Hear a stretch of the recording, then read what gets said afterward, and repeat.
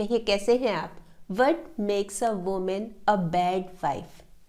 देखिए, जहाँ कुछ बातें ऐसी हैं जो एक लेडी को अच्छी वाइफ बना सकती हैं, वहीं कुछ बातें ऐसी हैं जो अच्छी बातें होने के बावजूद भी उस पर हावी हो जाती है और उसको अच्छी नहीं बनी रहने देती।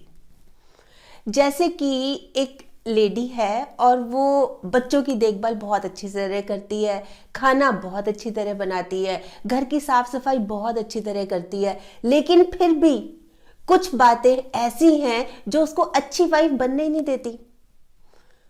तो क्या है वो बातें? मैं आज आपको इसी बारे में 7 बातें बता रही हूं। देखिए, ये बातें जानना इसलिए ज़रूरी है, समझना इसलिए ज़रूरी है कि अगर हम में ये कमी है, हमें पता होगी तो हम इम्प्रूव कर सकते हैं।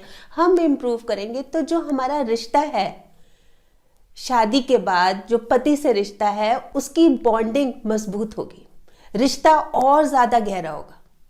इसलिए ये बातें जानना ज़रूरी है।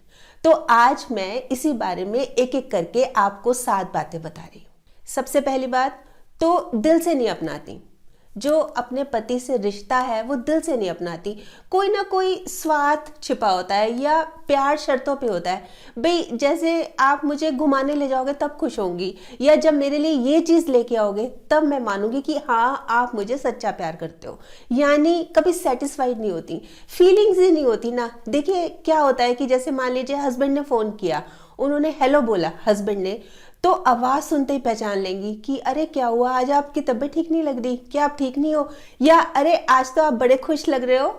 मतलब आपकी आवाज़ तो बड़ी खुश खुश है, लगता है बॉस खुश हो गए आपके प्रोजेक्ट से, कुछ भी। मतलब हेलो की आवाज़ सुनते ही वो फीलिंग्स पता लगा लेती है। लेकिन यहाँ पे तो होती नहीं है, बल्कि ऐसी होती हैं कि अगर कोई हस्बैंड के ऊपर कोई पर्सनल प्रॉब्लम, जैसे उनकी कोई फिजिकल, कोई हेल्थ से रिलेटेड प्रॉब्लम है या कोई बिजनेस से रिलेटेड प्रॉब्लम है, तो वो भी ना खुद से दूरी बना लेती हैं। मतलब ऐसी हो जाती हैं इनडिफरेंट सी कि जैसे उनसे तो कोई लेना देना नहीं है। आप एक घर में रह रहे हो, एक छत के नीचे रह रहे हो और इस तरह से बिहेव कर रहे हो। वे उनकी प्रॉब्लम है, ये आपकी प्रॉब्लम है, ये टेंशन है, ये आपकी टेंशन है। कुल मिलाकर समान अनुभूति नहीं रखती वो। देखिए, जो रिश्ता होता है ना, उसको निभाने के लिए कोई शर्तों की, कोई वादों की जरूरत नहीं होती। बस 2 खूबसूरत इंसान चाहिए होते हैं। कौन कौन? एक जो निभा सके, एक जो रिश्ते को समझ सके। तो इसकी इंपॉर्टेंस को समझिए। अब आती है दूसरी बात। रिस्पेक्ट ही नहीं करती अपने हस्बैंड की, बहुत रूडली बात करेंगी, गुस्से में बात करेंगी, मिसबिहेव करेंगी। देखिए क्या क्या करती हैं, जैसे कि जो बॉडी लैंग्वेज है उससे पता लग जाएगा। भाई, आंखें निकालेंगी, आंखें तरेर तरेर के देखेंगी, या मुंह मारेंगी, मुंह बना के रखेंगी, या फिर साइलेंट ट्रीटमेंट होता है ना कि बोल तो कुछ भी नहीं रही, पर जो बॉडी लैंग्वेज है, जैसे कि कमरे से बाहर जा रही है तो दरवाजा बड़ाम से, किचन में काम कर रही है तो बर्तन जोर जोर से शोर, उठा पटक, ये वो, इस तरह से उनकी जो बॉडी लैंग्वेज है वो दिखा रही है कि वो कितनी गुस्सा है, मतलब किस तरह से वो रिएक्ट कर रही हैं।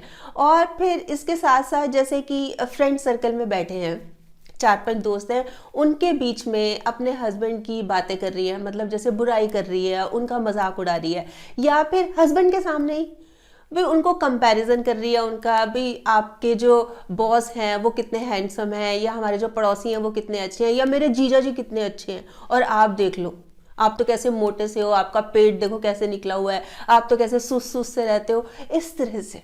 देखिए, जैसे जो वाइफ होती है ना, वो एक्सपेक्ट करती है कि उसका हस्बैंड उसको प्यार करे, ऐसे ही जो हस्बैंड होते हैं ना, अपनी वाइफ से वो रिस्पेक्ट एक्सपेक्ट करते हैं कि वो मेरी रिस्पेक्ट करे। और जब वो नहीं मिलती तो उनकी फीलिंग्स हर्ट होती हैं, और जो कि नेचुरल भी है।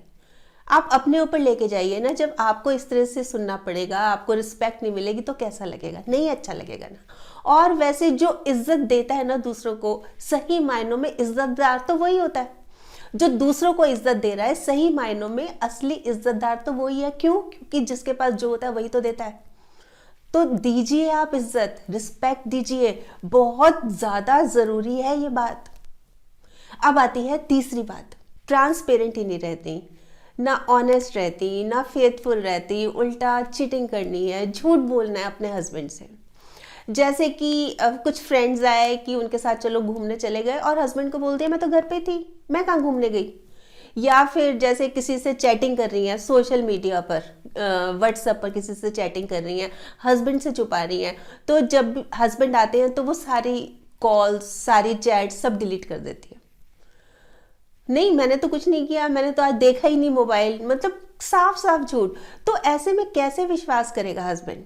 जब इस तरह से झूठ बोलेंगी, बार बार बात बात पर झूठ बोलेंगी, तो कैसे विश्वास बनेगा? अच्छा, सिर्फ इतना ही नहीं है भाई, खुद तो करती हैं, बल्कि हस्बैंड के ऊपर भी जैसे होता है ना कि शक करना कि आप इतनी लेट क्यों आए, या क्या कर रहे थे, आज मैंने आपको बहुत बार फ़ोन किया, आपका बिजी आ रहा था, क्या वजह थी, किससे बात कर रहे थे, तो उनके ऊपर डाउट करती है। मतलब खुद तो कर ही रही है गलत काम, खुद कर ही रही है, पर हस्बैंड के ऊपर भी डाउट करती है। तो ऐसे में क्या होगा? ऐसे में क्या आप समझते हैं कि प्यार बढ़ेगा? ऐसे में तो दूरियां बढ़ेंगी। बहुत आसान है ज़मीन पर मकान बना लेना, पर दिल में जगह बनाने में तो ज़िंदगी निकल जाती है। तो दिल जीतना चाहिए। जो ऑब्जेक्ट है ना एक लेडी का, वो अपने हस्बैंड का दिल जीतना होना चाहिए। इस तरह से चीटिंग करके कैसे बात बनेगी, कैसे चलेगी गृहस्थी, जरा सोचिए। अब आती है चौथी बात, पति की कोई भी बात हो उसको सिरे से नकार देना। मतलब कंप्लीटली, जैसे बोलते हैं ना कि कांटा मार देना कि नहीं नहीं, बिल्कुल ही बेकार, बिल्कुल ही कोई तुक ही नहीं है, सेंसलेस बात है।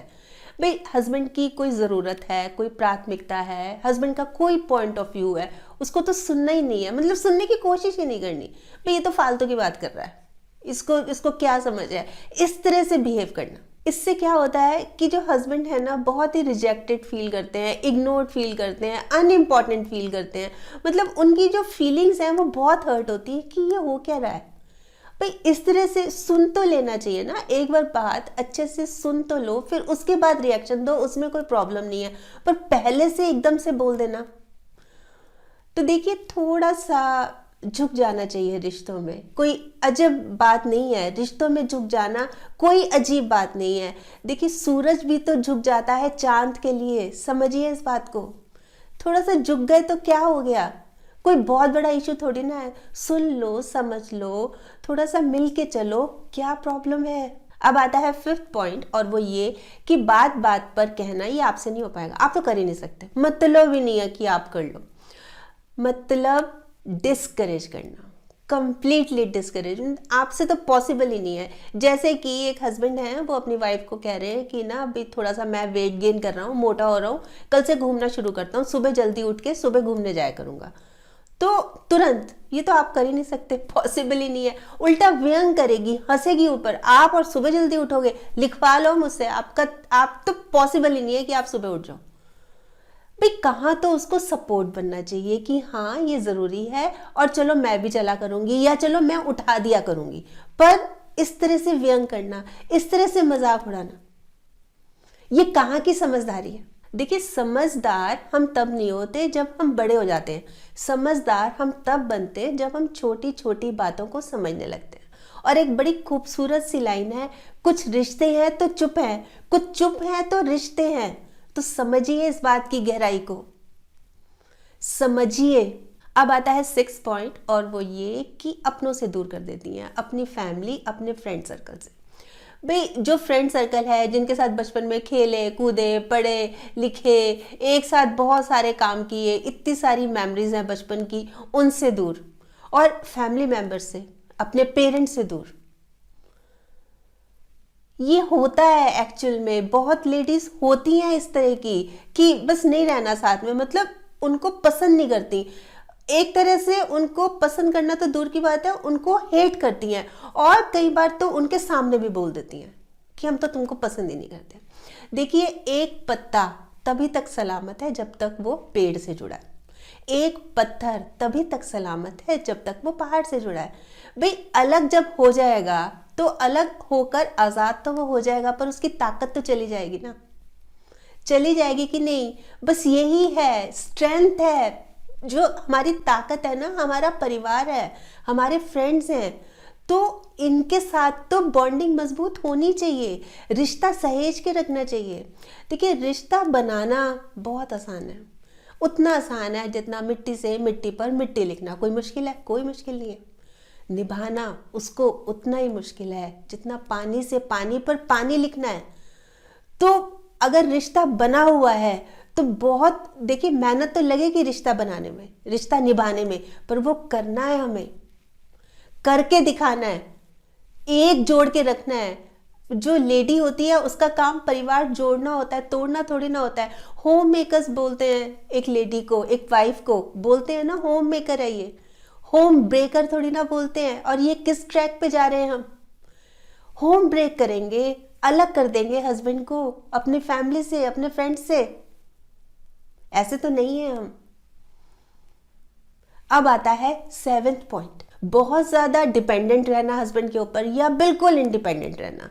ये दोनों ही सही नहीं है। मतलब अगर हम बहुत ज्यादा डिपेंडेंट हैं, अगर एक लेडी अपने हस्बैंड के ऊपर हर छोटी छोटी बात के लिए डिपेंडेंट है, ये सही नहीं है। और अगर एक लेडी बिल्कुल इंडिपेंडेंट है, वो तो पूछती नहीं है, उसको मार्केट जाना है जब चाहे वो जा रही है, उसको कोई चीज़ खरीदनी है जब चाहे वो खरीद ली, उसको कोई ज़रूरत नहीं है पूछने की, तो ये दोनों चीज़ें सही नहीं है। देखिए बैलेंस मेंटेन करके रखना बहुत ज़रूरी है।